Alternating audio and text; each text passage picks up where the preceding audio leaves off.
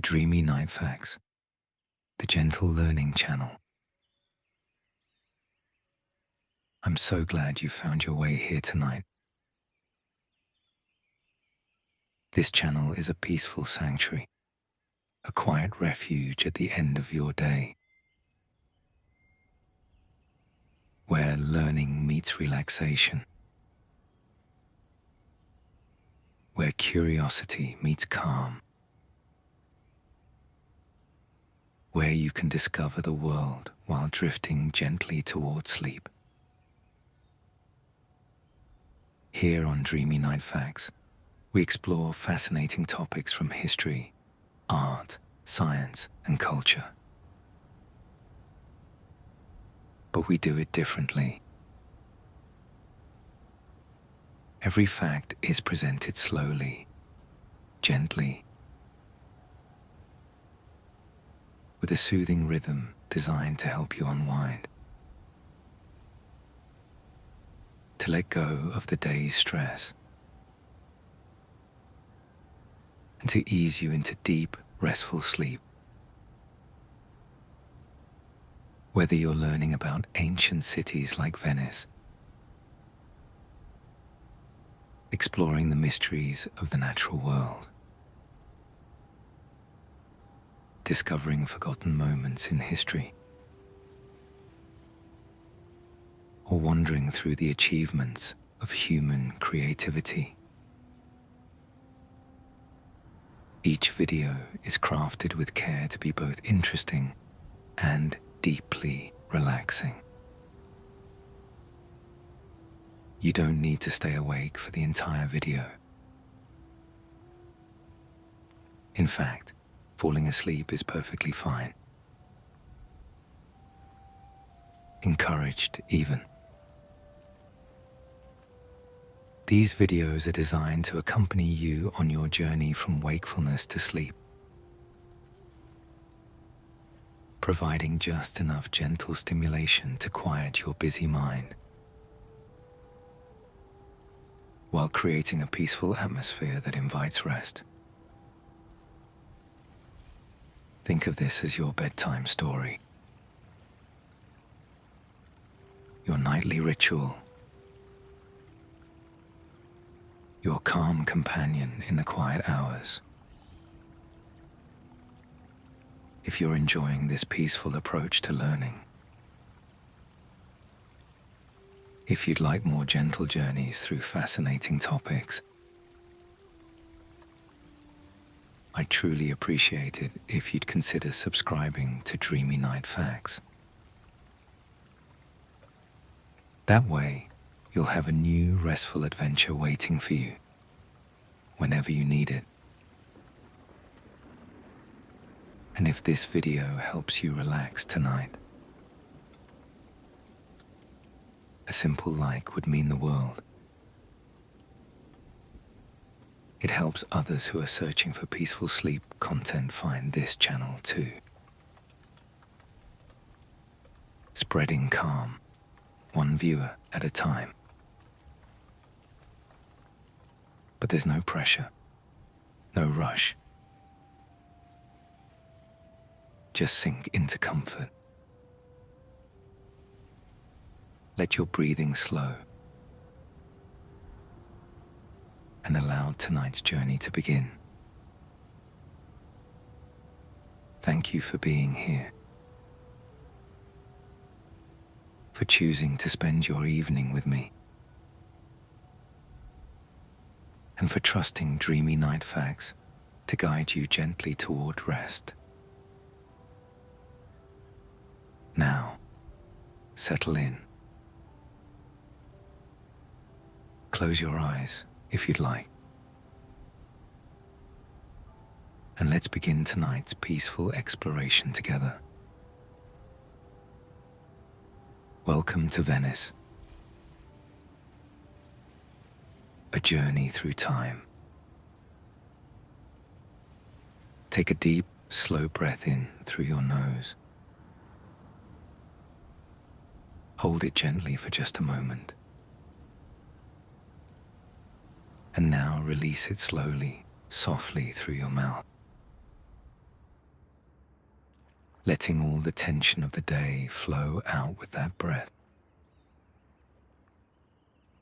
Tonight, we embark together on a peaceful, unhurried journey into the timeless floating city of Venice. A place suspended magically between dream and reality, where shimmering water and ancient weathered stone have whispered to each other in an eternal conversation for more than 1,500 years beneath the soft, golden glow of lamplight. This is a city where golden mosaics shine like captured starlight frozen forever in time, where stories flow as gently and inevitably as the lagoon's evening tide,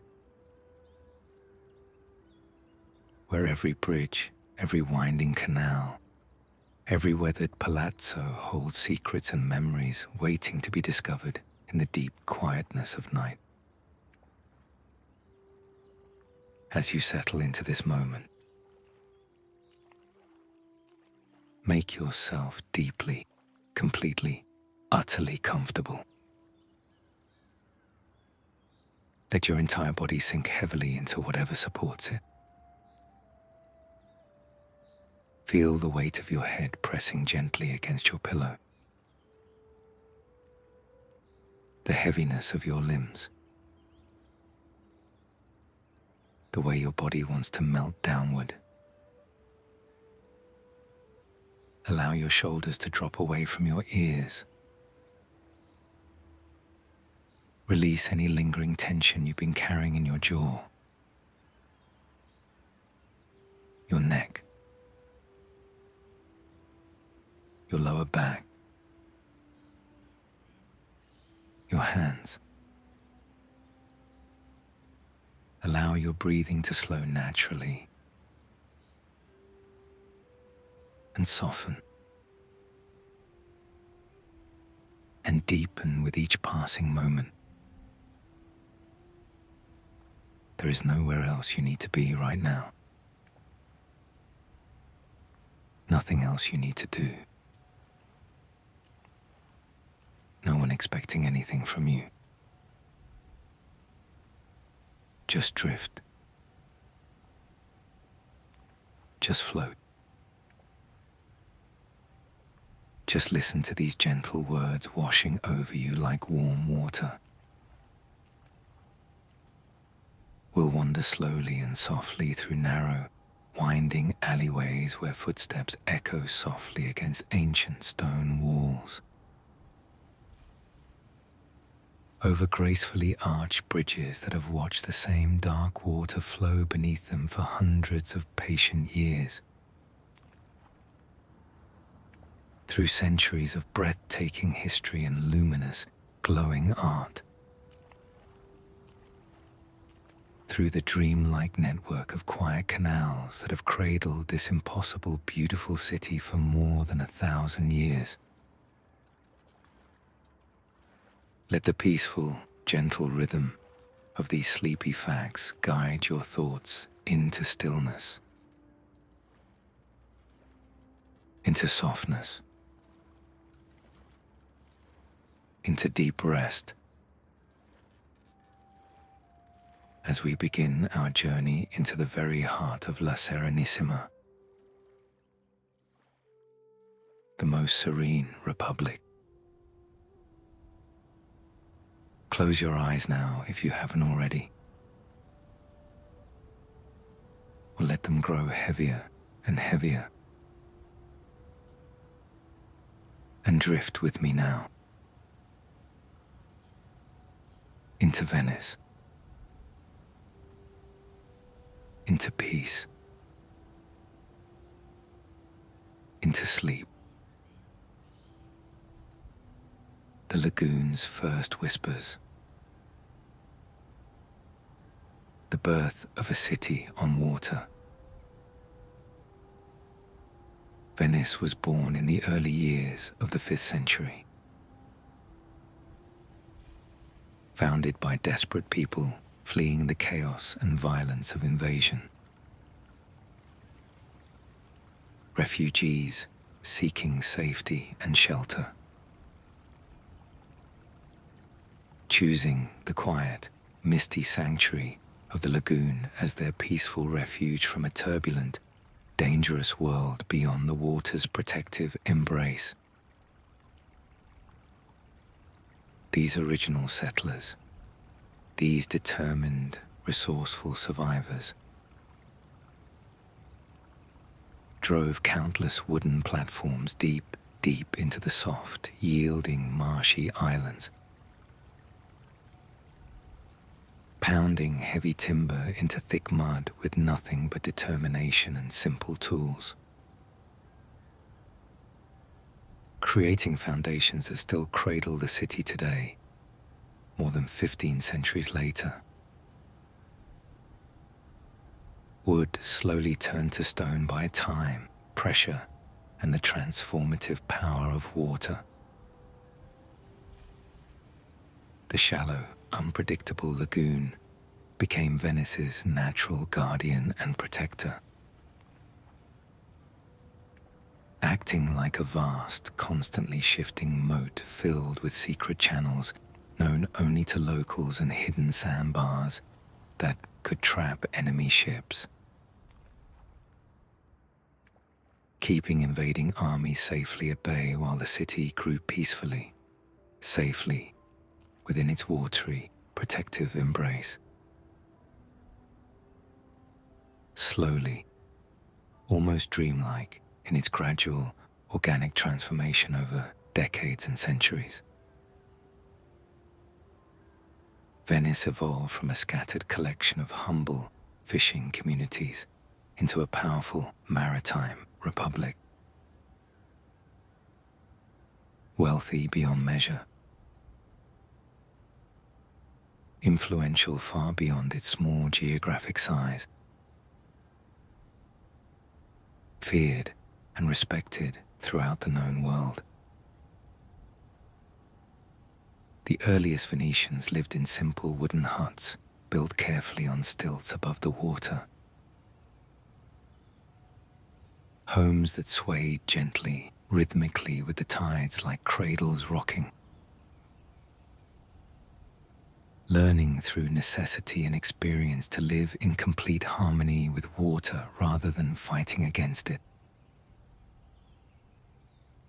Accepting the lagoon's moods and movements as part of daily life. They discovered, through patient observation and careful experimentation over many generations, that the oxygen-poor mud deep beneath the lagoon was absolutely perfect for preserving wood indefinitely. The lack of air preventing decay and rot, creating foundations that would last not just years or decades, but millennia. Wood becoming harder than stone. Entire ancient forests from the distant shores of Croatia and Montenegro were slowly, systematically harvested over many years to create the vast underwater forest of wooden pilings that holds Venice suspended miraculously above the water. Thousands upon thousands of tree trunks driven deep, deep into the seabed. A hidden forest supporting a visible city. An invisible foundation for visible beauty. Each individual wooden pile was carefully, methodically stripped of all its bark and sharpened to a perfect point by skilled workers. Then hammered down, down, down with heavy mallets and rhythmic strikes until it reached the harder clay layer, far below the soft mud. A foundation built on infinite patience, persistence, and the combined labor of countless skilled hands working together. The wood completely submerged in the oxygen-free mud for century after century after century, gradually petrified and transformed over time through natural chemical processes, becoming as hard and enduring as stone itself, harder even. A natural alchemy that continues even today in the depths below. Organic matter slowly becoming mineral. Take a gentle breath in and let it go slowly. Feel your body sinking deeper into comfort, your muscles softening, releasing any tension they've been holding. There's nowhere you need to be. Nothing you need to do. Just float along with these quiet stories as they wash over you like gentle waves. Let's continue our peaceful journey. The first settlements take root. Early Venetians built their very first church on the remote, peaceful island of Torcello, where profound silence still hangs heavy in the cool air like morning mist over water. And ancient Byzantine mosaics gaze down with solemn, knowing, timeless eyes that have witnessed everything. Every joy and sorrow of 15 centuries. Salt production was one of Venice's earliest and most important industries. The shallow, sun-warmed lagoon water slowly evaporating under endless summer skies, leaving behind precious, glittering, crystalline treasures that could be traded for grain and goods and survival itself. White gold harvested from the sea. Fishing nets were cast each dawn when the lagoon water was perfectly still as glass, reflecting the soft pink and molten gold of sunrise like a perfect mirror. Bringing in silvery bass, grey mullet, and delicate sole from the lagoon's surprisingly rich, productive waters. The sea providing sustenance. The original settlers developed a deep, intuitive understanding of the tides over many generations, learning to read the water's subtle moods and patterns like a written language, knowing instinctively when to sail and when to wait patiently. Wisdom passed down through families like precious heirlooms. Knowledge more valuable than gold.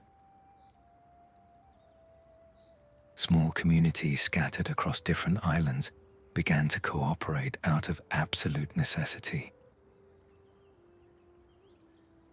sharing precious resources,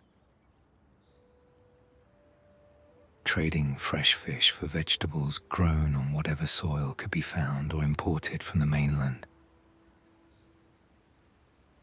slowly weaving themselves into a single, unified fabric of mutual survival and support. By the Middle Ages, through ambition, strategic thinking, and advantageous geography, Venice controlled the absolutely vital sea routes that connected all of Europe with the glittering, wealthy Byzantine Empire and the mysterious, exotic lands of the distant Middle East, becoming the bridge between worlds. The city gradually developed its own distinctive architectural language over centuries of building and rebuilding. The elegant, unmistakable Venetian Gothic style, beautifully blending Islamic pointed arches, Byzantine rounded domes, and European stone carvings into something entirely unique and new. A visual conversation between cultures. Venice became a rare, precious place where East met West not in violent conflict but in peaceful, productive conversation. Where different architectural styles from different worlds whispered to each other across the centuries, creating extraordinary beauty from cultural exchange and mutual influence and respect. The breath of water. Pause here with me for a long, peaceful moment and simply breathe. Imagine yourself standing on a quiet Venetian bridge at twilight. The sky above painted in soft purples and deep blues. The water below perfectly still, reflecting the first stars appearing overhead. Feel your chest gently rising, falling, rising again, like gentle waves lapping against weathered stone. With each slow exhale, feel your body sinking deeper, deeper still, into complete, total comfort. Your muscles are softening throughout your entire body, releasing, letting go of any tension they've been holding throughout the long day. Your shoulders are dropping down, down, away from your ears, heavy and relaxed and comfortable. Your face is softening completely. Your forehead smoothing out like calm water. Your jaw unclenching and going slack. Even your tongue is resting peacefully in your mouth without effort. There's absolutely nowhere you need to be right now. Nothing you need to remember or worry about.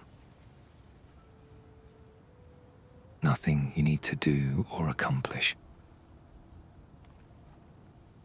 Just float along with these quiet stories as they wash over you like gentle, warm waves on the peaceful shore at sunset.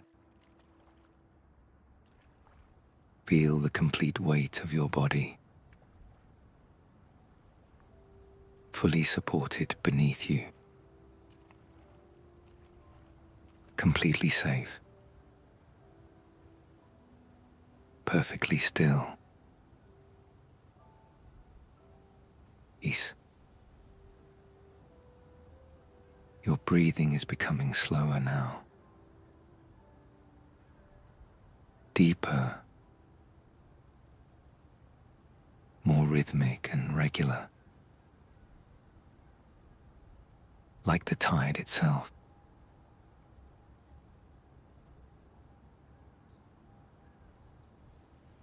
And out,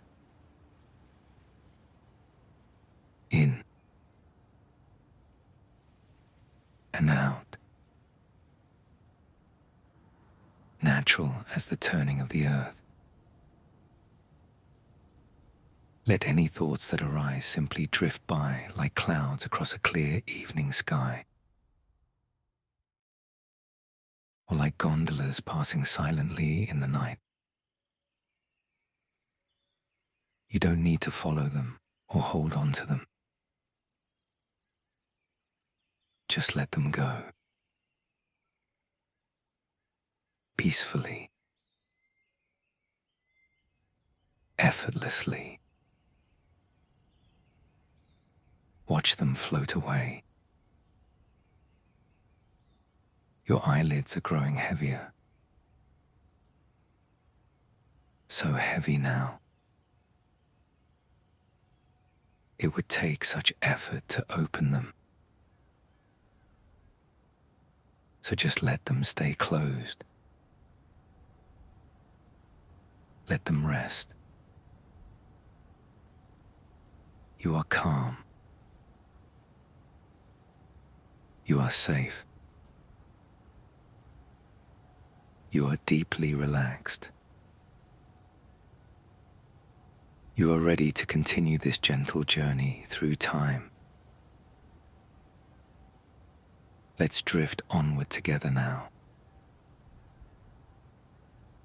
into Venice's golden age of power and beauty. Allow your shoulders to drop away from your ears.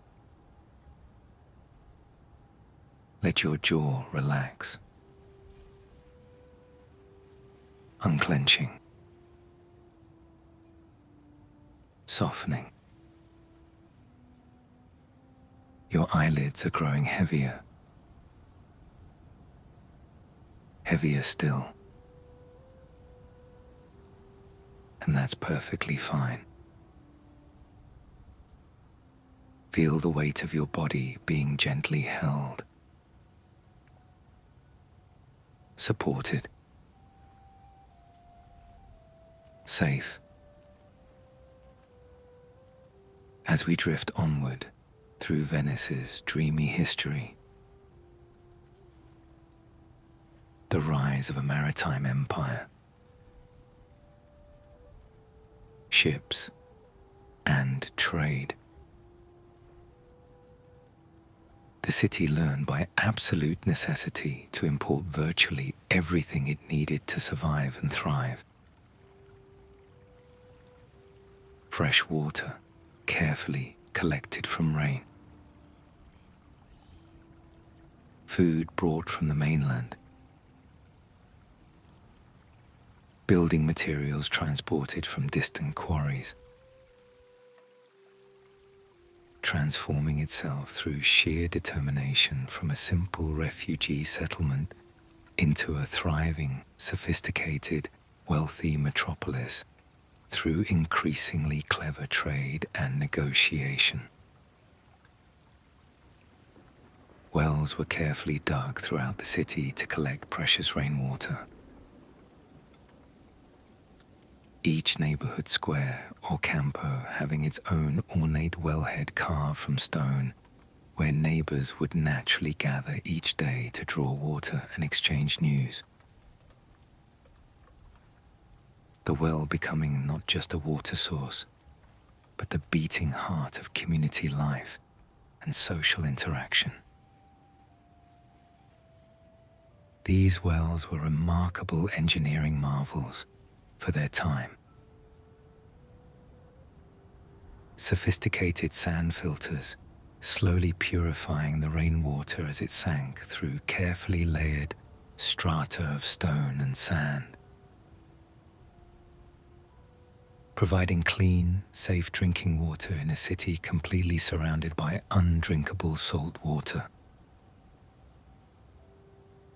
Ingenuity solving impossible problems.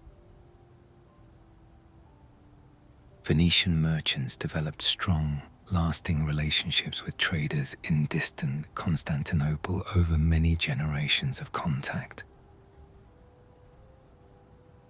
Learning sophisticated Byzantine business practices, absorbing their refined understanding of commerce, contract law, and international negotiation. becoming students of the Eastern masters. The city's strategic geographic position made it a natural, inevitable gateway between Europe and the mysterious East. Goods flowing through Venice like water through a canal, enriching the city with every single transaction. Prosperity built on perfect location and seized opportunity. Venice built its first organized navy specifically to protect merchant ships from the constant threat of pirates prowling the Adriatic. Sleek war galleys powered by dozens of synchronized rowers working in perfect rhythm. Vessels that could chase down raiders even in shallow coastal waters where larger ships could not follow. The legendary arsenal. The legendary Arsenal shipyard was formally established in the 12th century, growing gradually into an enormous industrial complex that eventually covered nearly 50 acres of reclaimed land, employing thousands upon thousands of highly skilled craftsmen who passed their knowledge down through families. Inside the vast Arsenal compound, different specialized workshops focused on different specific tasks throughout the sprawling facility. Rope makers twisting fibers into strong cables with practiced hands. Sail stitchers creating enormous canvas sheets with tiny, precise stitches. Timber shapers cutting wood to exact measurements. Iron workers forging heavy anchors and chains. Each ancient craft carefully passed down from experienced master to eager apprentice over generations. The revolutionary production line technique used in the arsenal was absolutely extraordinary for its time. A ship's hull moving progressively through different stations throughout the massive complex. Workers adding components in careful sequence at each station. Efficiency and organization perfected centuries before the Industrial Revolution would supposedly invent such methods. At the absolute height of its incredible power, the arsenal could produce a complete, fully functional war galley in a single astonishing day. An achievement that left foreign visitors completely speechless with wonder and disbelief. Speed and precision meeting in perfect harmony. The impossible made routine. Venice minted its own beautiful currency. The famous golden ducat. Each coin containing exactly the same amount of pure gold. Trusted and eagerly accepted throughout the entire Mediterranean world as a universal symbol of stability, reliability, and true wealth. The ducat's absolute reliability and consistent quality made Venice the undisputed banking center of medieval Europe. Merchants knowing with absolute certainty the Venetian gold was genuine. The Venetian contracts would be honored. Trust literally forged in precious metal and sealed with reputation. If your mind begins to wander, that's completely natural. Simply let those thoughts drift by like gondolas passing in the night. You don't need to hold on to anything. Just let it all flow. Peacefully. Effortlessly. Breathe in the calm. Breathe out the day. And we'll continue floating through these gentle facts together. St. Mark's Basilica, heaven on earth. St. Mark's magnificent basilica was directly inspired by the great churches of Constantinople. Its design clearly showing Venice's deep, lasting cultural ties with the East. A physical bridge between two different worlds built in glowing marble and shimmering gold. Architecture as diplomacy.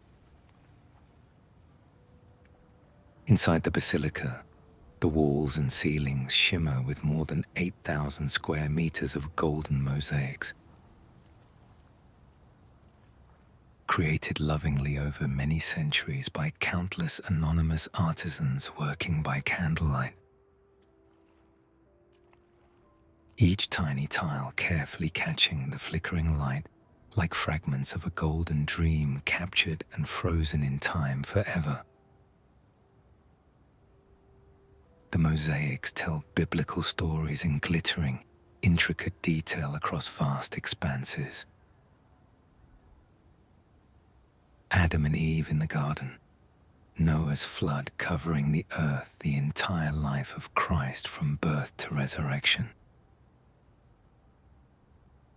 Each scene brilliantly alive with color against backgrounds of pure luminous gold leaf.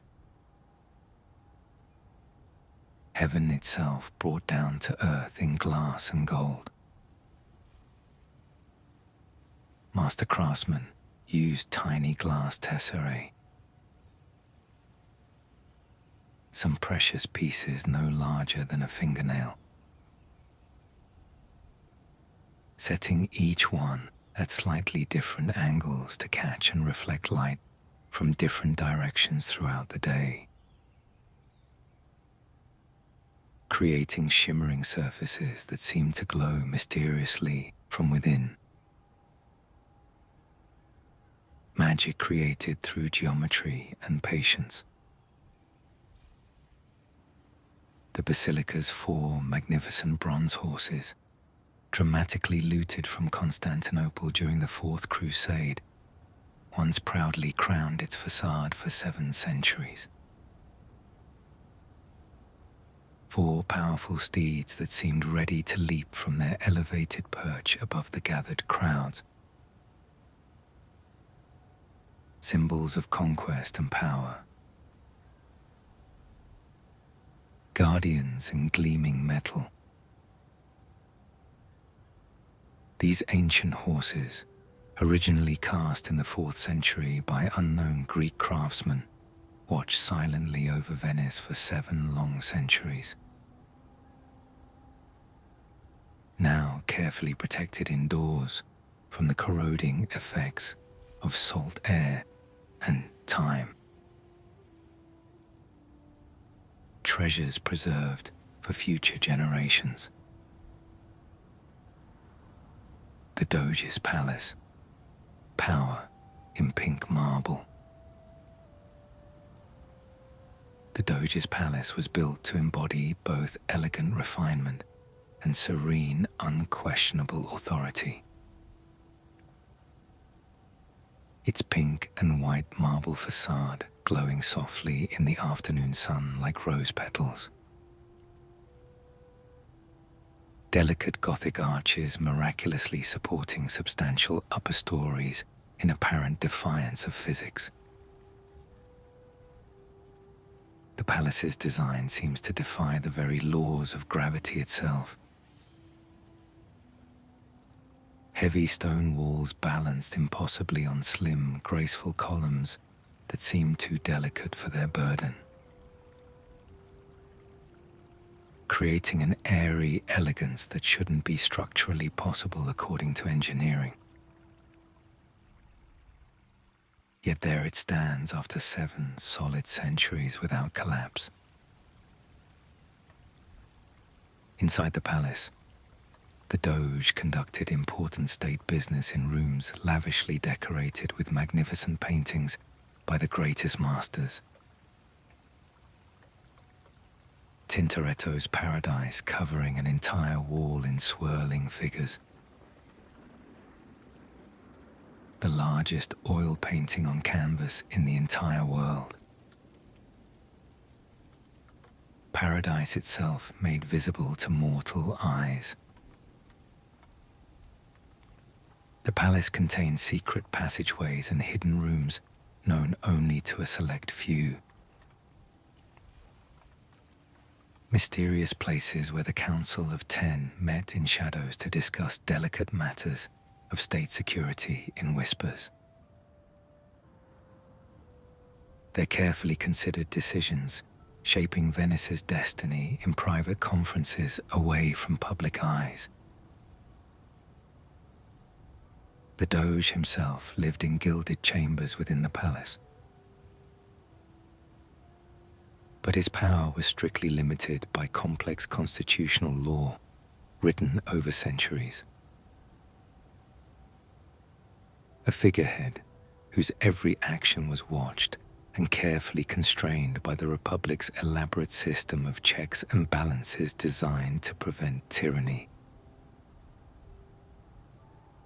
Floating on still water. Let yourself pause here again. Sinking even deeper into relaxation. Your body has been listening to these stories. And with each word, you've been relaxing more and more. Going deeper and deeper into peace. Imagine now that you're lying in a gondola, gently floating on perfectly still water. The boat rocking almost imperceptibly beneath you. So gentle, so subtle, like breathing. The sky above is deep twilight blue. Stars beginning to emerge one by one. Their light reflecting on the dark water around you. You feel the slight coolness of evening air on your face. Pleasant. Refreshing. Peaceful. Your arms and legs feel so heavy now. Relaxed.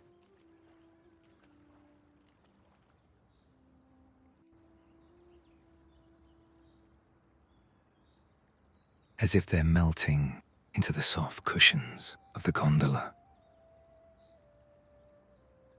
Each breath you take is slower than the last. Deeper. More effortless. You don't need to try to relax.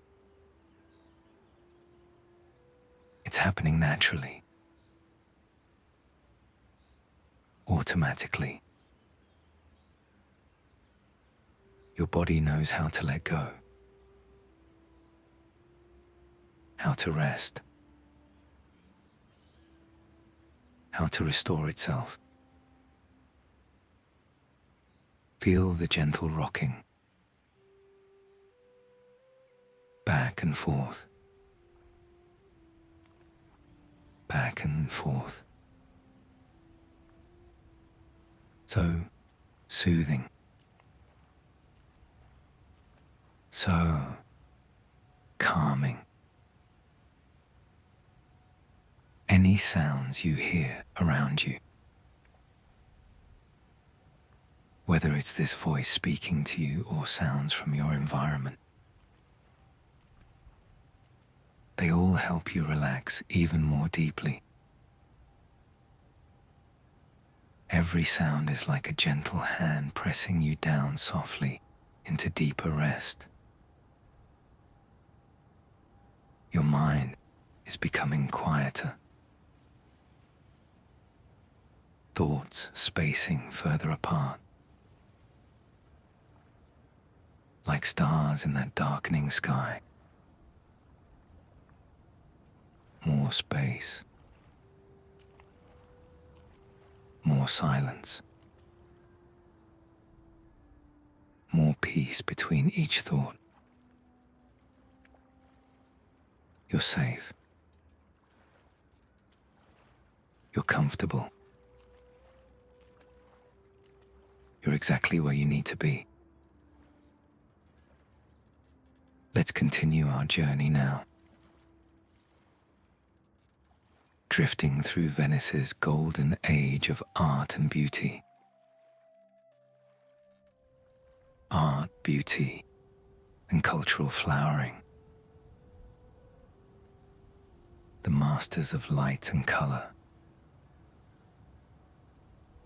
As the Renaissance bloomed throughout Italy, Venice became a magnet for the greatest painters of the age, attracting masters whose names would echo through history, whose brushes captured light and color like no others before them, whose works would define beauty for centuries to come. Titian arrived in Venice as a young man and stayed for his entire long life. His paintings glowing with warm reds and rich golds that seemed to emit their own inner light. His portraits capturing not just the outer appearance, but the inner life of his subjects. Their souls seeming to gaze out from within layers of oil and canvas with startling directness. He lived to be nearly 90 years old, working until the very end of his days. His final paintings becoming looser and more expressive with age. Brushstrokes visible and bold.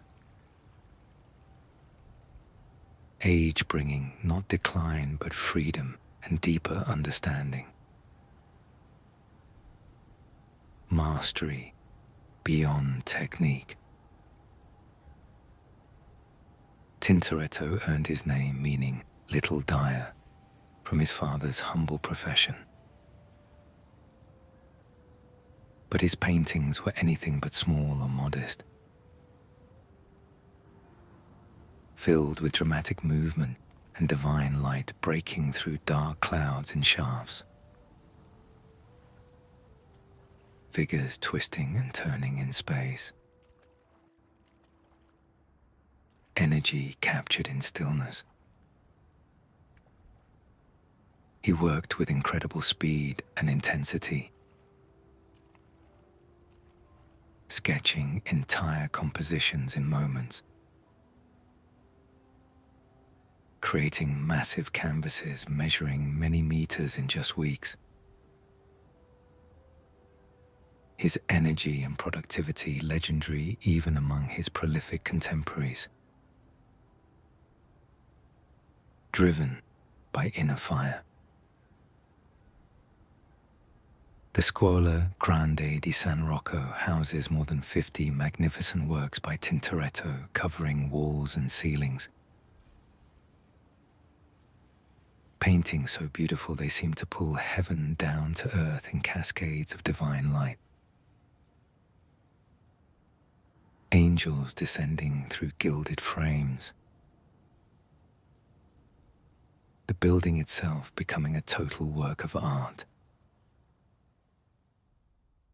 Veronese loved painting feasts and celebrations of earthly pleasure. Enormous canvases crowded with nobles dressed in silk, musicians playing instruments, servants carrying platters, dogs begging for scraps.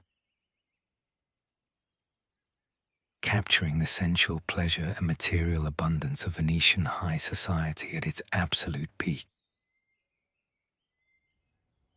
His colors were impossibly rich and saturated. Emerald greens like precious stones, sapphire blues like deep water, silver grays like silk. Pigments mixed with such skill that silk looked touchable and wine looked drinkable and flesh looked warm. Paint transformed into reality itself. Venetian painters developed a unique technique of building up many layers of translucent glazes one atop another, each thin layer catching light differently, creating a luminosity that seemed to come from within the painting itself rather than from reflected light. Magic created through understanding of optics. They understood instinctively how Venice's unique light affected color and form. The way moisture in the air softened edges. The way light reflected upward from water-illuminated faces from below, in a way seen nowhere else. Painting, not theory but truth. What they truly saw with their eyes. Music floating through the air. Venice became famous throughout Europe for its music as well as its painting. Churches competing to employ the finest composers.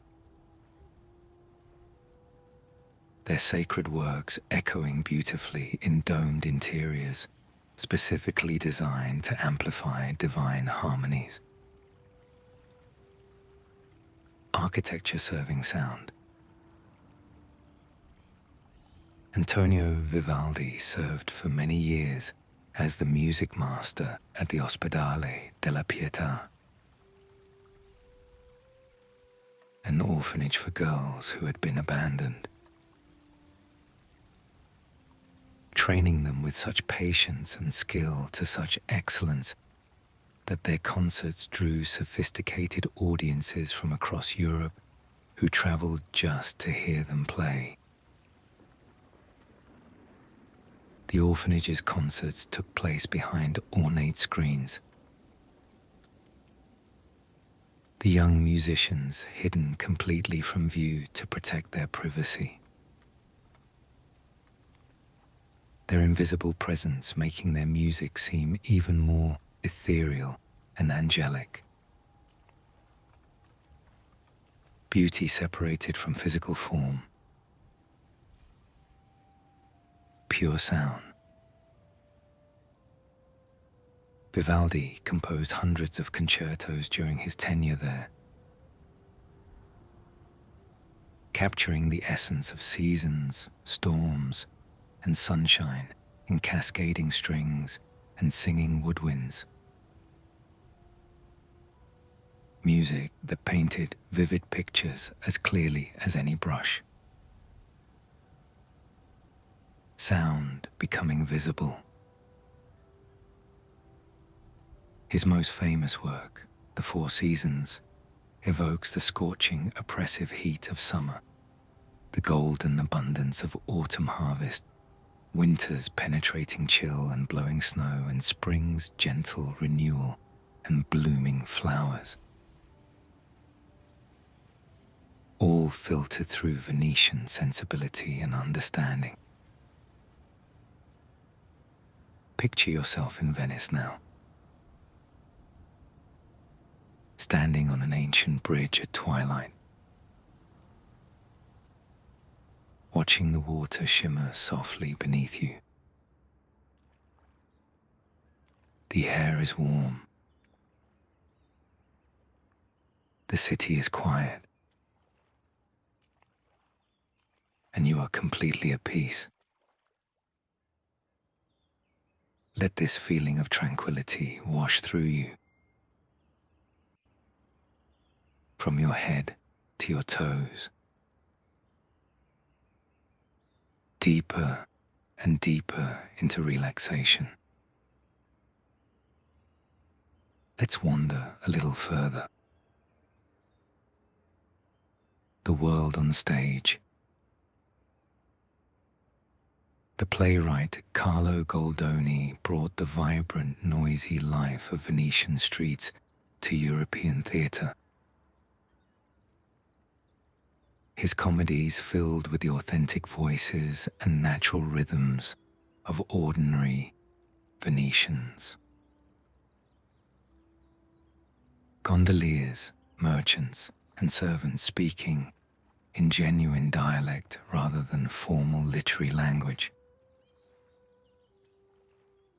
His plays captured Carnival's wonderful chaos. Love affairs conducted behind masks that freed people from their identities. Servants cleverly outsmarting their supposedly superior masters. The comedy of daily life elevated to high art through observation and wit. Venice's carnival tradition stretched back many centuries. A long period when social rules relaxed noticeably. When masks allowed unprecedented freedom. When the entire city transformed into a living stage where everyone could play any role they chose. Fantasy given official permission. Carnival masks came in many distinct styles, each with its own meaning. The white bauta covering the whole face in mystery. The long-nosed plague doctor filled with herbs. The pretty Colombina covering just the eyes coquettishly. Each with its own associations and permissions and rules. The bauta mask, with its protruding chin and angular features, was cleverly designed to allow eating and drinking while remaining completely disguised. Practicality, meeting a mystery in perfect balance. Function serving fantasy without compromise. Behind their masks, nobles could mingle freely with commoners without recognition. Creditors wouldn't be recognized by embarrassed debtors. Illicit lovers could meet undetected in shadows. The mask granting temporary, liberating escape from fixed identity itself. Carnival could last for months on end. From December until Lent began. The city becoming one long, continuous celebration of pleasure and freedom. Music pouring from palace windows. Revelers dancing in torch-lit squares. Reality willingly suspended in favor of collective dreaming. Drifting like mist, You're doing so well. Relaxing more deeply with every passing moment. Your breathing has become so slow, so steady, so peaceful and regular, like gentle waves on a calm shore. In and out. In and out. Feel how heavy your body has become. So heavy, it would take such effort to move even a finger. And there's no need to move. No need to do anything at all. Just rest. Imagine Venice in the early morning. Mist rising from the canals. Soft and white and peaceful. Drifting slowly upward. Dissolving boundaries. Softening all the hard edges of buildings and bridges. That's how your thoughts are becoming now. Soft. Misty. Dissolving. Floating away. You might notice that you're forgetting things. Forgetting what was said a few moments ago. And that's perfectly fine. Better than fine. That's exactly what should happen as you drift deeper into rest. Your mind is letting go of the need to remember, to follow, to understand. Just letting the words wash over you like that gentle mist. Soothing. Peaceful. Feel your jaw relaxing even more. Hanging slack. Loose. Feel your hands and fingers. Completely relaxed. No tension anywhere. Your legs and feet. Heavy. Still. Peace. Every part of you is sinking down. Down. Into deep, restorative rest. The stories will continue. And you can listen if you'd like. Or you can simply drift. Float. Sleep. There's no wrong way to experience this. No need to stay alert or pay attention. Let yourself go.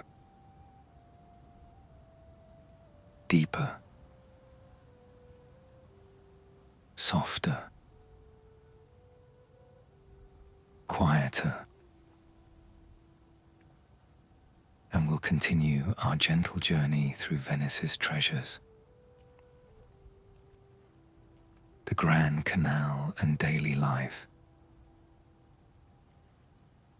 the waterway of palaces. The Grand Canal snakes through Venice in a graceful reverse S shape, dividing the city into two main sections. Its dark waters, carrying gondolas with their distinctive curved prows, water taxis filled with residents and tourists, delivery boats stacked with goods, and the occasional private yacht. The city's main thoroughfare and beating heart. The canal is nearly 4 kilometers long, from end to end, ranging from 30 to 70 meters wide depending on the section. Deep enough for surprisingly large vessels, yet intimate enough that neighbors can call to each other easily across its width. Conversations floating across water. More than 170 buildings line the Grand Canal's edges on both sides. Palaces reflecting centuries of Venetian wealth and changing taste. Each facade telling intricate stories of families who rose to power and occasionally fell from it. Architecture as biography. The buildings seem to rise directly from the water itself, their foundations hidden below the surface, creating the magical illusion that they float impossibly. Architecture defying common sense. Beauty born from engineering necessity and turned to advantage. Each palazzo along the canal has a unique design reflecting its particular period. Yet they harmonize beautifully despite their differences. Different centuries and styles conversing politely with each other. Gothic next to Renaissance, next to Baroque, in peaceful, aesthetic coexistence. Many palaces feature elegant water entrances at ground level. Ornate doorways carved from stone where gondolas could glide directly up to substantial wooden doors decorated with brass. Their passengers stepping from boat to palazzo without ever touching land. Water as walkway. These water doors have steps that descend into the canal. Green with algae now. Slippery and mostly unused in modern times, but still hinting eloquently at an age when every wealthy family maintained their own boat entrance and private dock. Markets and commerce. The Rialto area has hummed with commerce since the 10th century. Its markets and warehouses forming the beating commercial heart of Venetian trade for 1,000 years. Deals made in whispers. Fortunes changing hands.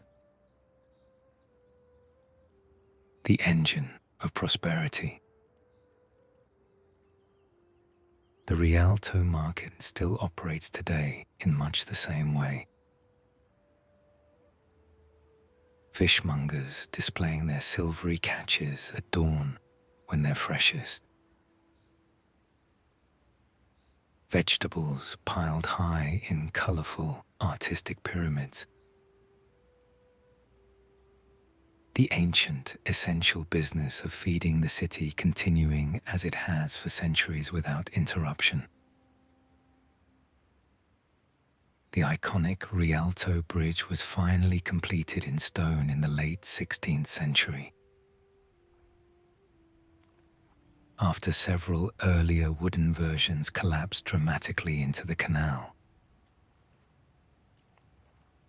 their timber finally surrendering to time, tide, and the constant weight of traffic bearing down on them. Many engineers and architects doubted the bold new stone design would hold, critics publicly predicting it would collapse within years. But it has endured beautifully for more than 400 years, gracefully spanning the Grand Canal's busiest stretch. Faith proved by time. The bridge was designed by Antonio da Ponte, his family name meaning "of the bridge," as if fate had designated him for this specific task through his very name. Destiny, written in a surname passed down through generations. The single stone arch spans 28 meters in one graceful sweep. A bold engineering feat for its time, creating an elegant curve that seems effortless to the eye. Strength disguised as grace through mathematical precision. Small shops line both sides of the bridge. Jewelers and souvenir sellers continuing a tradition of bridge commerce that dates back to its very construction. Location making their high rent worthwhile. Prime real estate commanding premium prices. The intimate city. Venice grew upward rather than outward due to limited land, creating a maze of narrow alleys called calli and compact neighborhoods where neighbors lived virtually on top of each other, knew each other's voices echoing through the stone corridors. Intimacy enforced by geography becoming community through necessity. Buildings often share walls for stability and space efficiency. Rising 5 or 6 stories toward the sky, with laundry hanging between them on lines like colorful maritime flags. Daily life displayed publicly on clotheslines. Domesticity made visible by necessity and accepted custom. Many buildings lean slightly after centuries of subtle settling, tilting on their ancient wooden foundations, creating charming imperfections that give character. Walls leaning toward each other like old friends, sharing secrets across the narrow gap. Venetian Gothic windows feature distinctive pointed arches inherited from Islamic influence, often grouped in elegant threes. Their delicate tracery resembling stone lace miraculously preserved. Strength made beautiful through masterful carving passed down through generations. Balconies jut out over narrow streets and canals, decorated with ornate iron railings or carved stone balusters. Small stages where residents could watch the world passing below. observing life without necessarily participating. Theatre of the everyday. Many balconies hold overflowing flower boxes even today. Red geraniums spilling blooms down weathered walls. Nature softening the hardness of stone. Beauty maintained despite corrosive salt air and constantly rising damp from below. Distinctive chimney pots crown Venetian roofs in fantastic variety. Shaped like inverted funnels or elegant bell shapes. Designed carefully to control smoke and prevent dangerous sparks from landing on neighbors. Function transformed into sculpture against the ever-changing sky. Sinking into stillness. Your body knows how to rest. And it's resting deeply now. Each word you hear makes you more relaxed, more peaceful, more deeply at ease. You might be barely aware of this voice now. It's becoming background, like distant music, like water flowing somewhere far away. That's perfect. That's exactly right. Your conscious mind can rest. It doesn't need to listen or remember or understand. Your unconscious mind will hear everything it needs to hear and let everything else simply flow past. Feel yourself sinking, like something heavy slowly settling to the bottom of a deep, calm pool. Down, down, into profound rest. Your eyelids are sealed shut now. So heavy, like they're weighted down. Your limbs are made of lead, impossible to lift. And there's no need to try. Your breathing is so slow you barely notice it. Automatic. Effortless. Perfect. Time is becoming strange, Per. Elastic. Moments stretching. Hours passing like seconds. Or seconds passing like hours.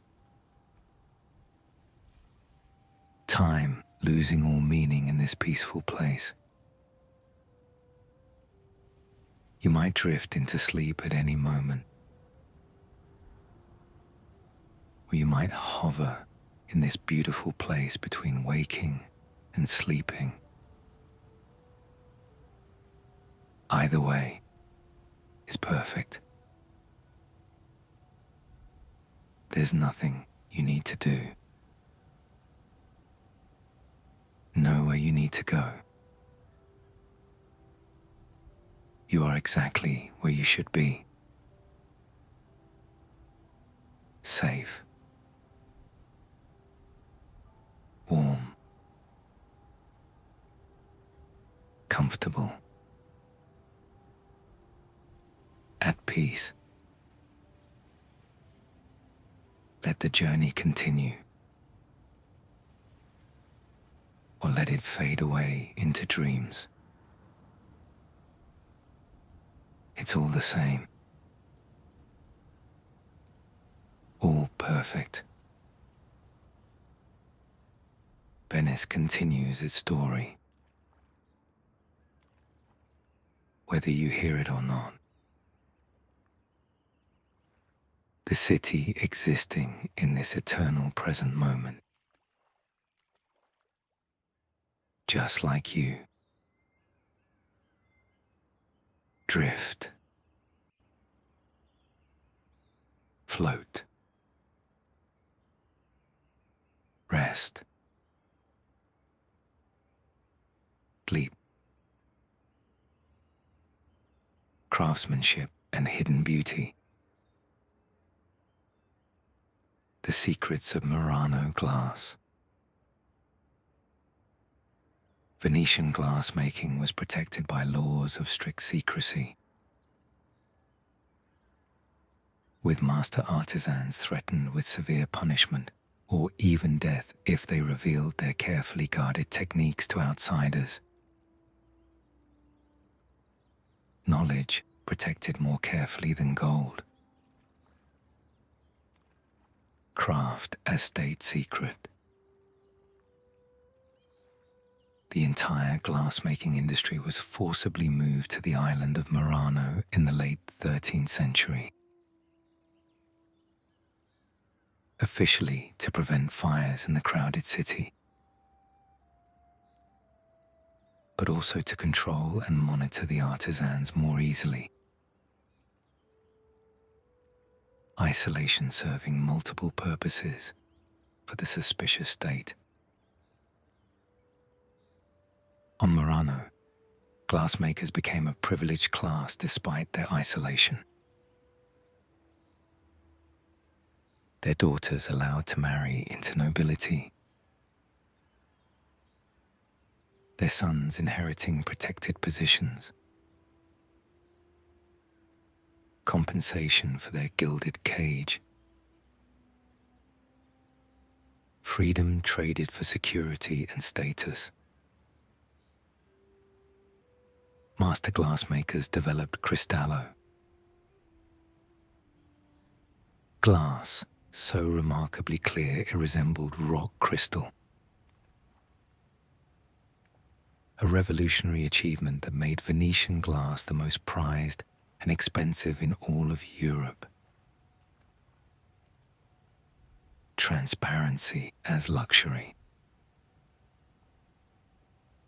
The secret lay in using very pure quartz pebbles, selected with extreme care,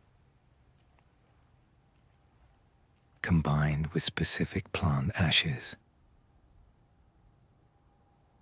Refining techniques over generations of experimentation.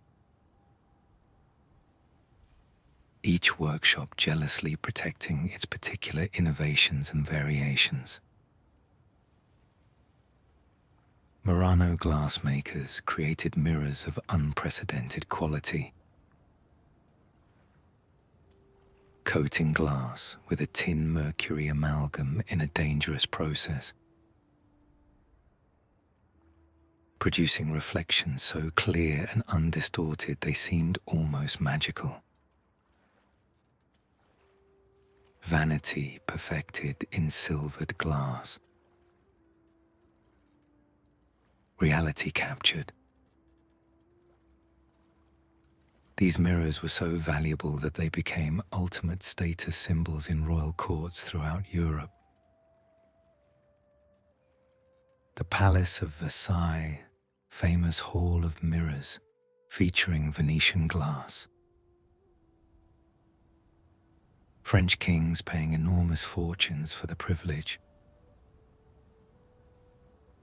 A wall of captured light. The art of making gondolas.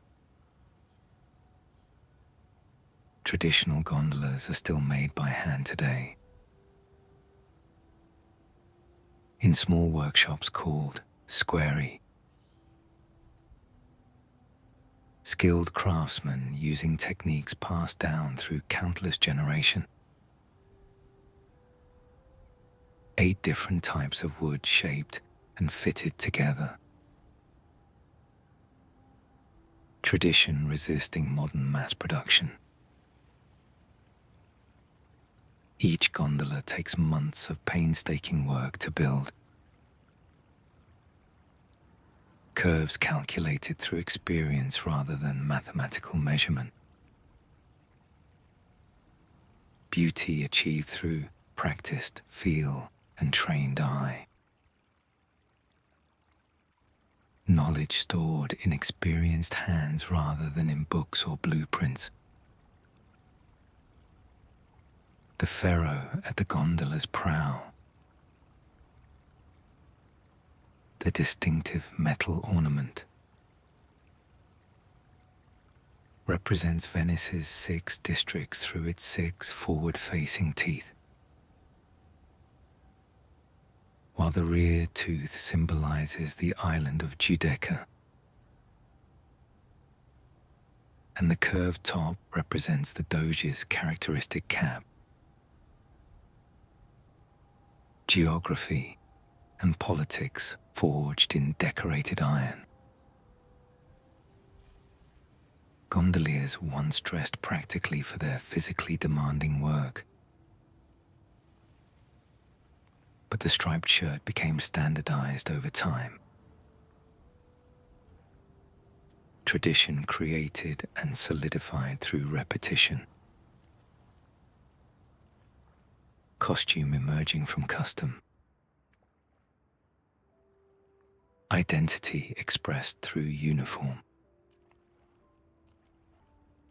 The profession is typically passed down through families. Father teaching son the lagoon's secrets from a young age. Which channels are deep and which are shallow. Which corners are sharp. Knowledge inherited like property and protected like treasure. Learning to maneuver a gondola skillfully takes years of daily practice. The single oar resting in a forcola.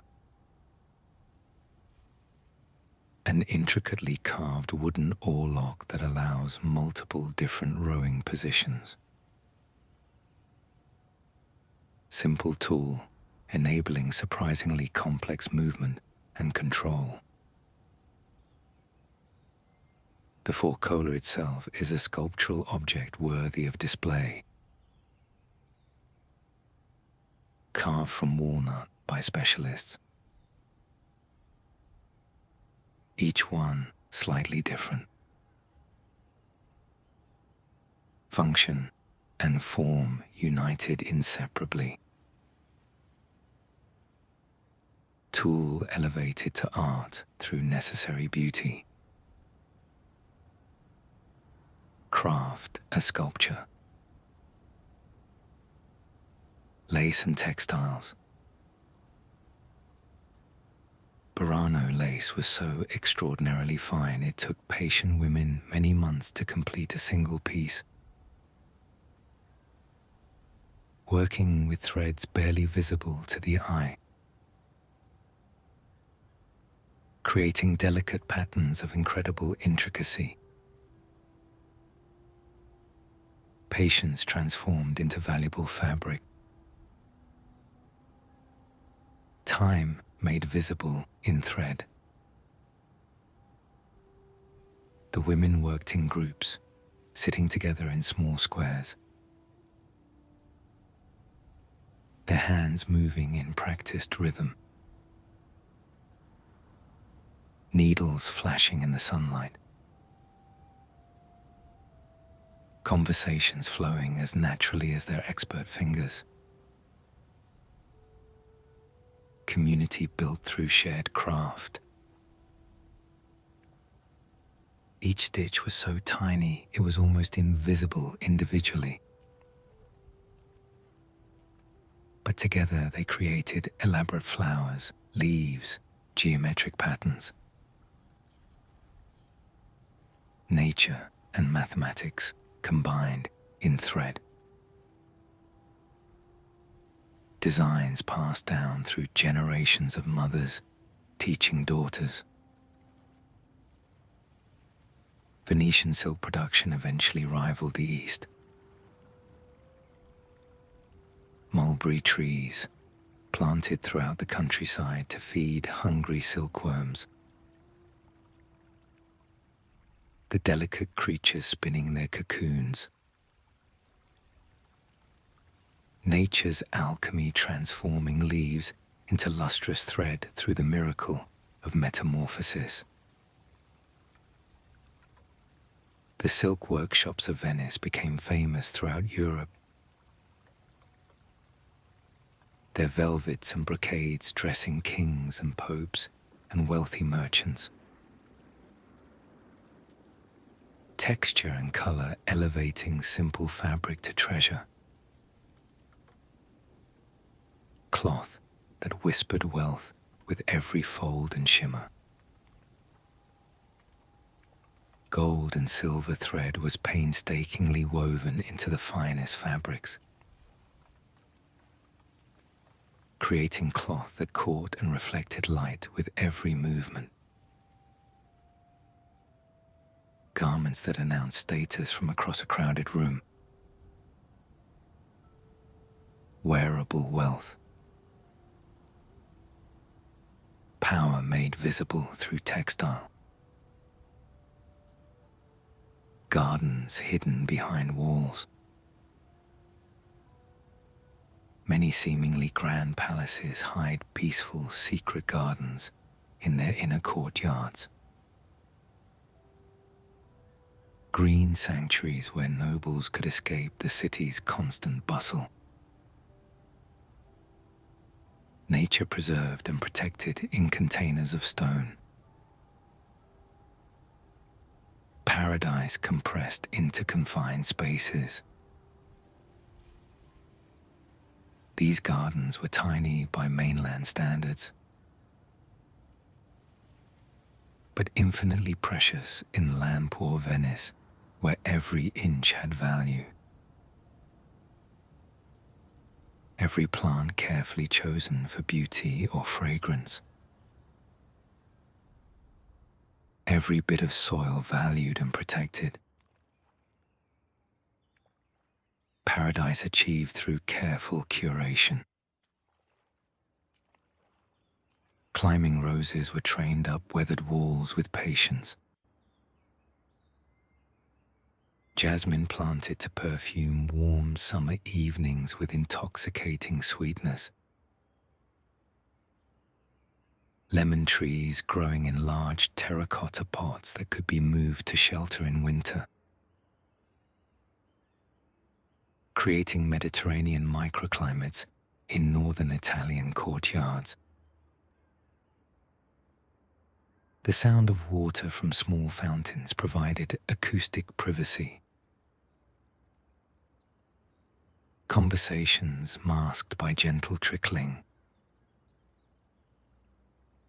Secrets shared safely behind the white noise of moving water. Privacy created through sound design. White noise provided intentionally through engineering. Garden statuary depicted classical gods and nymphs frozen in marble, bringing mythological worlds into domestic spaces. Education and decoration combined in weathered stone that grew more beautiful with age. Ancient stories made permanent. Faith, ritual, and the sacred. Churches as treasure houses. Venice contains more than 200 churches scattered throughout its islands. Each one a repository of accumulated art and history, some grand and gilded with gold leaf covering every surface, others small and simple with whitewashed walls. Prayer houses scattered throughout the city like seeds planted long ago. Many churches were built by wealthy families seeking salvation, donating entire chapels as acts of piety and prestige. Salvation sought through architectural patronage, eternity purchased in stone and paint, heaven secured through earthly investment. The Church of Santa Maria Gloriosa dei Frari houses Titian's magnificent Assumption, where the Virgin Mary rises toward heaven in a dramatic swirl of red robes and golden light breaking through clouds. Movement captured in eternal stillness. The impossible moment frozen forever. The painting dominates the church's apse, visible immediately from the entrance, drawing every eye upward toward heaven. Art directing devotion. Beauty serving faith. The material world pointing beyond itself to the spiritual. Venice's churches feature magnificent marble floors laid with incredible care.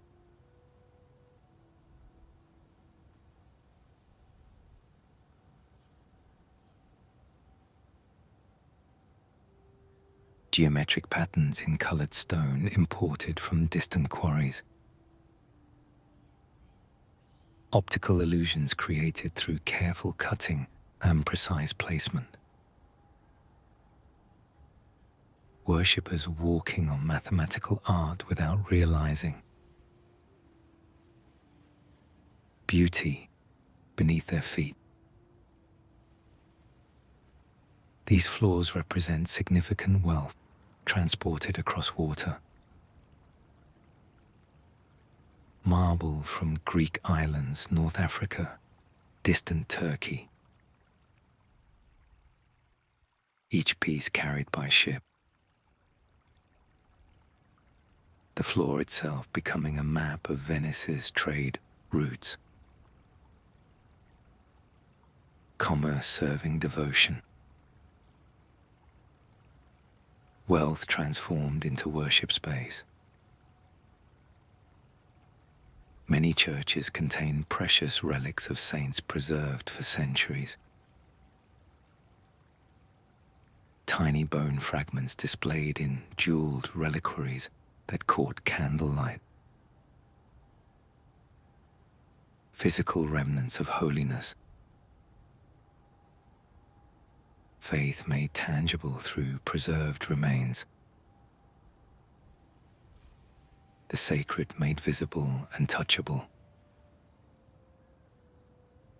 Pilgrims travel to Venice specifically to view these holy relics, kissing glass cases with reverence, praying for miraculous intercession. Medieval tourism centered on sacred souvenirs. Faith motivating movement across dangerous distances. The Squall, charity and art combined. The Squall Grandi were charitable confraternities. Religious organizations that supported both high culture and community welfare simultaneously. commissioning great artworks while caring for the sick and poor. Faith expressed through organized charity. Prayer combined with action. 6 major schools existed by the 16th century, each with its own elaborate meeting hall, private chapel, and growing collection of commissioned art. Faith expressed through collective organization and shared resources. Membership in a scuola conveyed significant status in society. Brothers wearing distinctive robes during religious processions through the streets. Identity expressed through collective membership. The individual elevated through group participation and shared purpose. The school commissioned narrative painting cycles telling biblical stories. Stories told across multiple large canvases covering entire walls. Visual theology for members who couldn't read Latin texts. Pictures preaching effectively to the faithful through color and composition. Feast days punctuated the Venetian calendar throughout the year, each one an opportunity for elaborate processions. Religious statues carried through narrow streets on platforms. Incense rising in fragrant clouds. Bells ringing from every tower. The entire city transforming into living theatre. The Feast of the Redeemer celebrated Venice's deliverance from devastating plague. A temporary pontoon bridge constructed across the wide Giacomo Canal, allowing the Doge and Senate to walk across water to give solemn thanks. Temporary miracle through human engineering. Faith made visible through architecture. This feast continues today with modifications. Spectacular fireworks exploding over the dark lagoon. Crowds gathering in boats to watch the display. Tradition maintained even as belief has faded for many. Ritual outlasting doctrine. Music in sacred spaces. Church music echoed with particular beauty in domed interiors specifically designed for sound. Voices seeming to descend from heaven itself. Architecture designed intentionally to amplify the sacred. Physics serving theology. Mathematics creating transcendence. Composers wrote specifically for Venice's unique acoustics, creating antiphonal music. Choirs answering each other responsively from different galleries positioned throughout the space. Sound becoming spatial. Music as architecture. Harmony in 3 dimensions. The Church of San Giorgio Maggiore sits majestically on its own island. its white Palladian facade, visible from St. Mark's Basin across the water. Geometry simplified to essential classical elements. Perfection achieved through restraint. Beauty through mathematical proportion. Climbing the church's tall campanile offers sweeping panoramic views. The entire city laid out below like a detailed map. Canals revealed as an interconnected waterway system. The hidden logic of Venice visible from above. Chaos becoming order with perspective. Complete surrender. You've traveled so far with me through Venice, through time, through beauty, and now you can simply let go completely. Your body is so deeply relaxed now. Every muscle soft, every joint loose, every part of you at peace. You might not even feel your body anymore. You might feel like you're floating, like you're made of air or water or mist, dissolving into peace. Your breathing is so slow and quiet now, barely noticeable, like the gentlest tide. In, out, in, out. Effortless, automatic, perfect. The Jewish ghetto and cultural diversity. A city within a city. Jewish merchants and traders had lived in Venice for many centuries, contributing to commerce and culture. But in the early 16th century, they were confined by law to a specific area. The world's first ghetto. Restriction codified through government decree.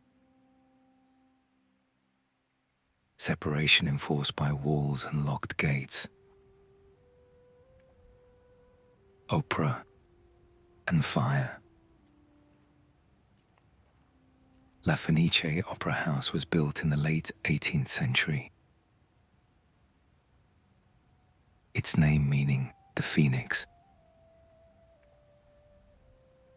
A prescient choice, as it would burn to the ground and be rebuilt multiple times throughout its history, rising from ashes repeatedly. Destruction and renewal in cycles. The Opera House became the glittering social center of 19th century Venice, premiering new works by Rossini, Bellini, and Verdi. New music echoing through its gilded tiers and velvet boxes. Culture produced for society's elite gathered in finery. A Attending La Fenice was as much about being seen as hearing opera. Private boxes serving as social stages. Opera glasses turned as often toward other boxes as toward the stage below. Performance happening everywhere simultaneously. Audience as spectacle. The theatre's acoustics were acoustically perfect. Every whispered aside audible in the upper galleries. Every orchestral swell overwhelming. Architecture designed intentionally to amplify emotion. Engineering serving drama. Sound shaped by space. When La Fenice burned catastrophically in the late 20th century, Venetians mourned as for an actual death,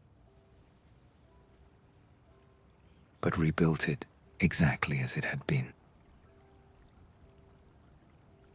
Com'era, dov'era. As it was, where it was. Refusing to let fire claim permanence. Memory made physical again. Giacomo Casanova was born in Venice in the year 1725. In a city already famous for masks, theatre, and carefully chosen illusions. A fitting birthplace for a man who would spend his life moving gently between roles, between cilindes, between worlds. He would later write one of the most detailed personal memoirs of the 18th century. 12 long volumes describing a life filled with travel, curiosity, danger, romance, and reflection. Not merely a collection of adventures, but a careful record of how one thoughtful mind moved through a complicated world. Although popular stories remember him mainly for romance,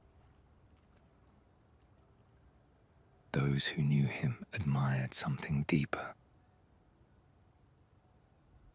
His sharp intelligence, his wide learning, his ability to speak many languages and move easily between subjects as different as philosophy and mathematics, music and diplomacy. A man as comfortable with numbers and ideas as he was with conversation and charm. Casanova traveled widely throughout Europe, welcomed into royal courts and noble houses not simply for entertainment, but for his wit, his memory, his remarkable gift for listening and responding with exactly the right words. A talent that opened doors more reliably than wealth or title ever could. He debated philosophy with Voltaire, discussed politics with Frederick the Great, and formed a lasting friendship with Benjamin Franklin, even assisting Franklin in early experiments with electricity. Two curious minds meeting quietly across the boundaries of nation and discipline. Science and storytelling blending in candlelit rooms. Yet one of the most famous chapters of his life unfolded back in Venice itself. Casanova was imprisoned in the dreaded cells of Il Piombi. Beneath the heavy lead roof of the Doge's palace, a prison designed to defeat hope itself. Thick walls, narrow windows, silence broken only by footsteps and distant bells. But through patience, careful observation, and the slow work of a hand-made metal tool, he carved a path to freedom, escaping across rooftops and into the night. An audacity so unlikely that it became legend almost at once. Proof that cleverness could sometimes defeat stone and iron. Throughout his life, Casanova often adopted gentle disguises, appearing as a scholar, a nobleman, a musician, slipping between identities as easily as others change coats. Once writing that confidence itself was the finest costume of all. He possessed a rare gift for storytelling, able to calm danger, distract suspicion, or soften anger simply by shaping words into gentle persuasion. His voice buying time, creating space, opening quiet paths of escape when needed. And yet, after all the journeys and intrigues and narrow escapes, his life did not end in drama.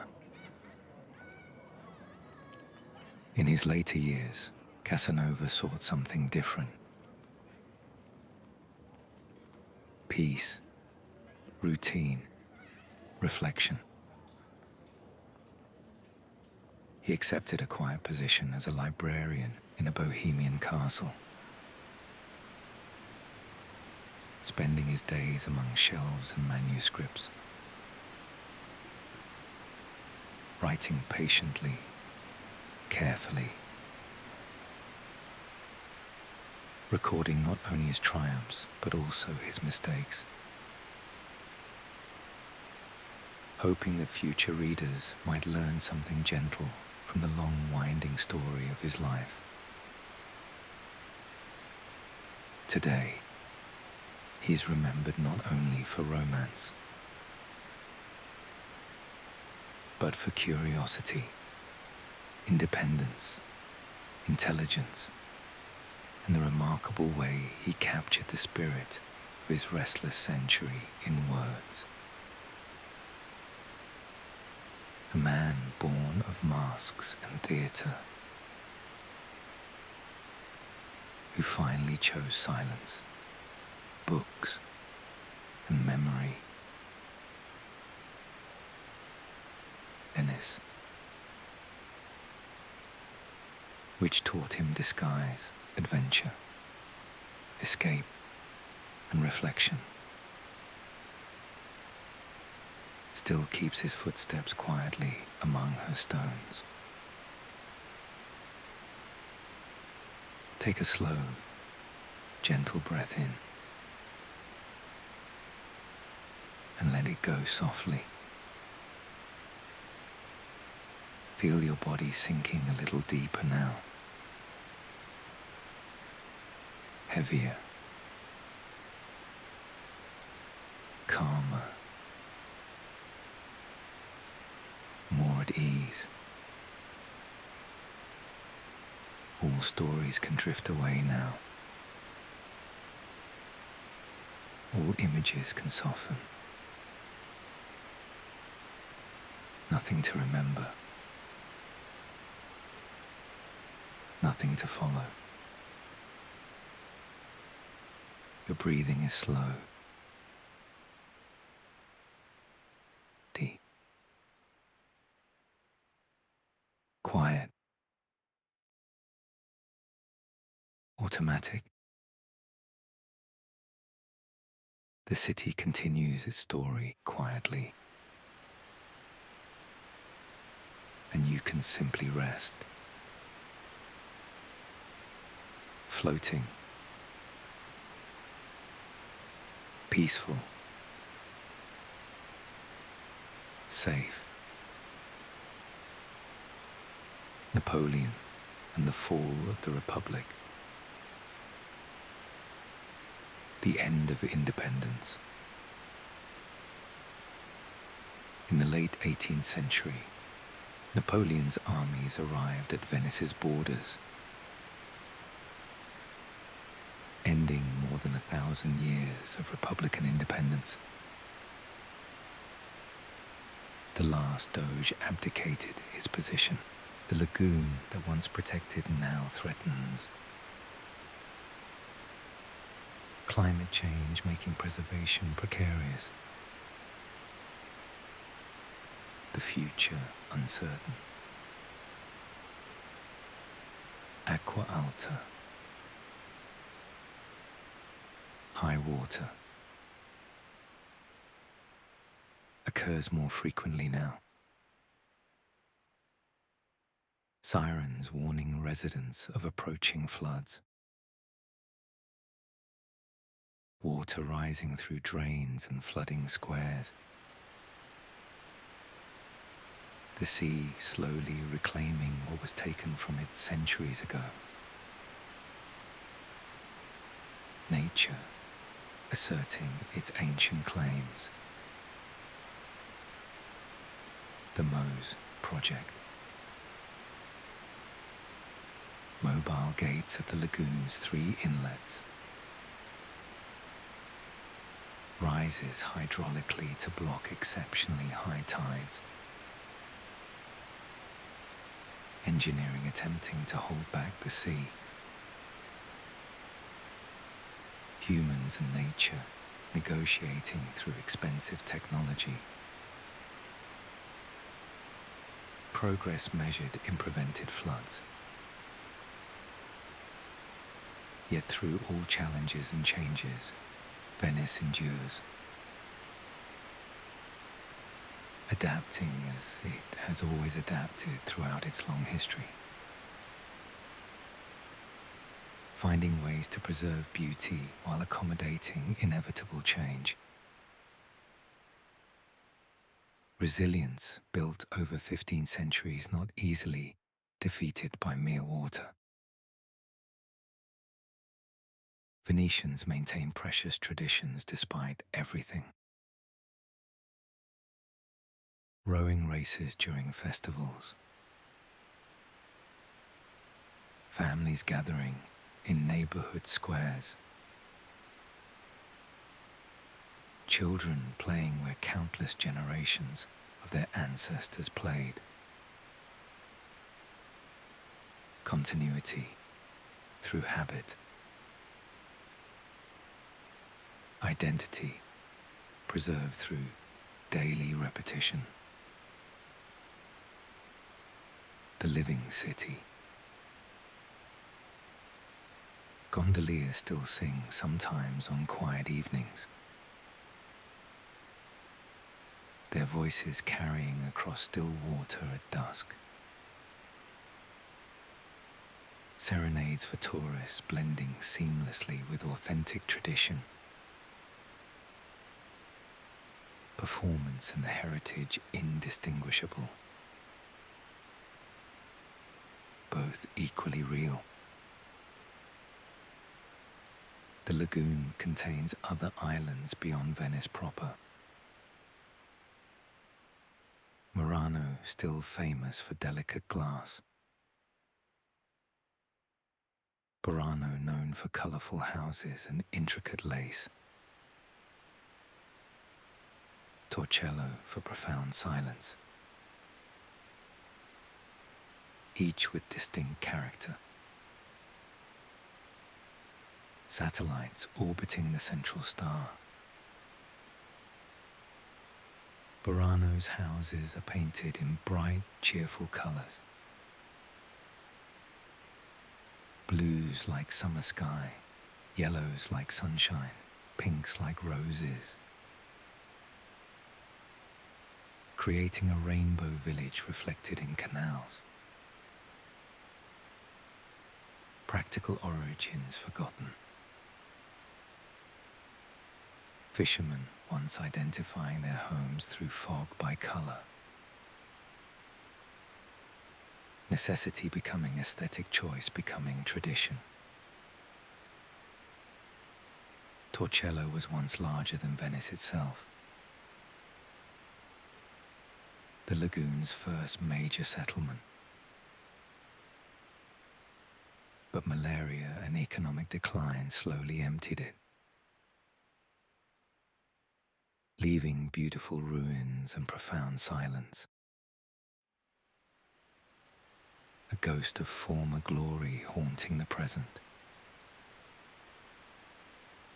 Its ancient cathedral still stands after 13 centuries, dating from the 7th century. Mosaics of the Last Judgment covering the west wall.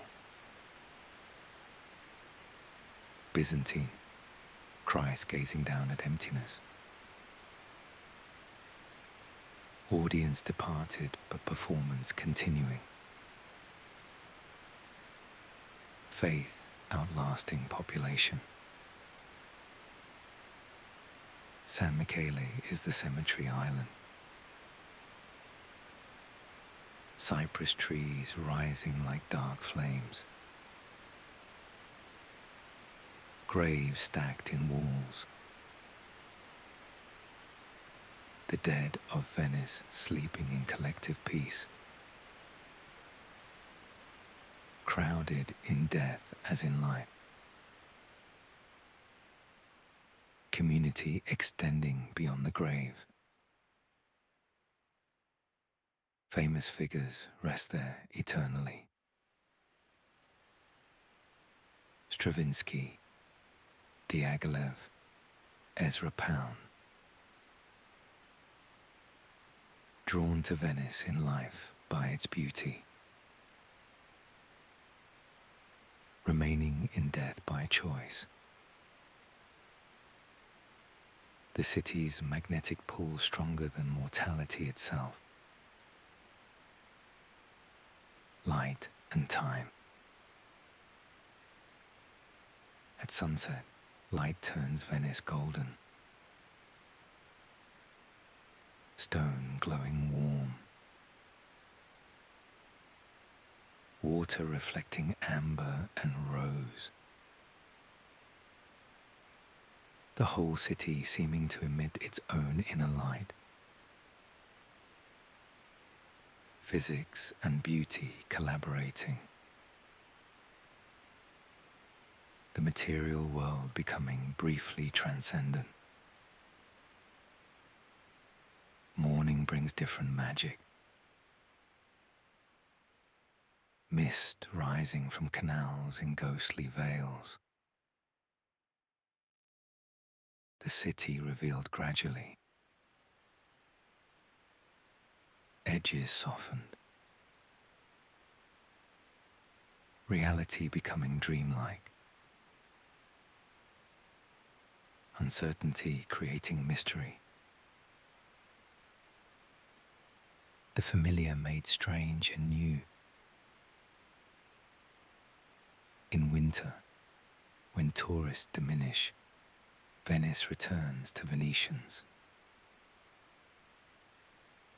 Quiet descending like snow. Neighborhood life resuming its natural rhythms. The city breathing deeply after holding its breath through summer crowds. Authentic life resuming. Small workshops still operate in quiet corners. Bookbinders mask makers, marble cutters, artisans keeping traditions alive not primarily for tourism but for pride. Continuity chosen consciously. Past gifted carefully to future generations. Street vendors sell roasted chestnuts in winter, their paper cones warming cold hands. Simple pleasures unchanged over centuries. Seasonal rituals connecting generations. Comfort found in repetition and tradition. Venetian dialect still echoes in markets and squares, different from standard Italian. Words descended from the ancient Veneto language, speech preserving identity, vocabulary as heritage, language as living history. Local restaurants serve traditional dishes passed through generations. Sarde in sao,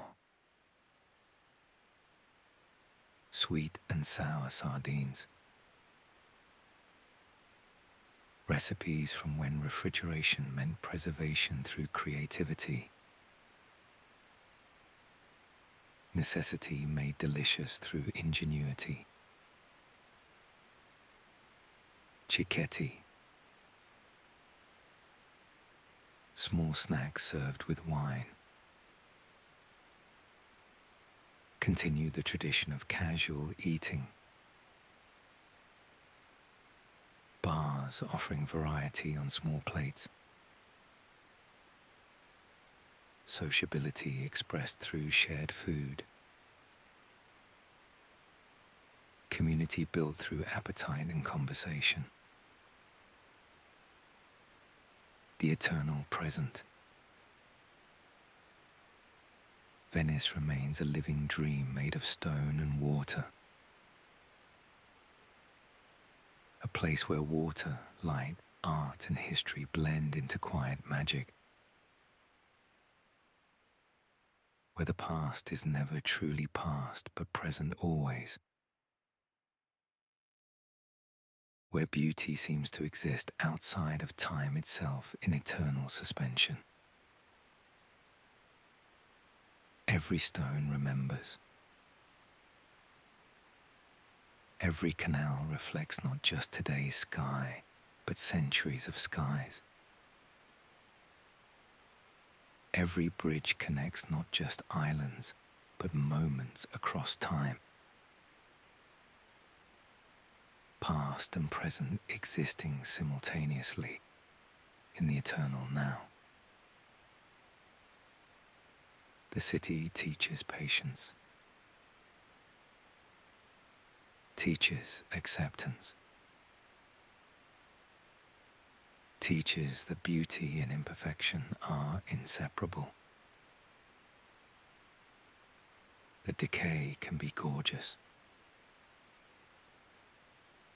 that endings are also beginnings, that everything flows like water yet somehow remains. Venice asks nothing of us except attention, except presence, except willingness to see and be changed by seeing, to experience beauty without possessing it, to love without consuming, and in return, Venice offers itself, offers its accumulated centuries, offers its impossible beauty, offers proof that humans can create miracles, that art endures, that beauty matters, that some things are worth preserving against all odds. The city floats eternal in the lagoon, suspended between sea and sky, between past and present, between real and imagined. A dream that refuses to end. A miracle that continues. A beauty that persists despite everything. As our long, peaceful journey through Venice comes gently to an end, allow all the images to linger softly in your mind, like the afterglow of sunset on still water, fading slowly, beautifully, into darkness. The arches of the ancient bridges, the golden mosaics, the lanterns reflected on quiet canals, all becoming memory, all becoming dream. You have wandered through centuries, through stories of art and water and light. And now you can rest. Let your breathing become slow and easy, soft and calm. There is nothing more to follow, nothing more to remember, nothing more to do. Sleep comes gently now, quietly, naturally, like mist settling on still water. You are safe, comfortable, and deeply at peace. Good night. Sleep well. Rest deeply. Dream sweetly. Buonanotte. Sogni d'oro. Good night. Golden dreams. Silence falls, and you sleep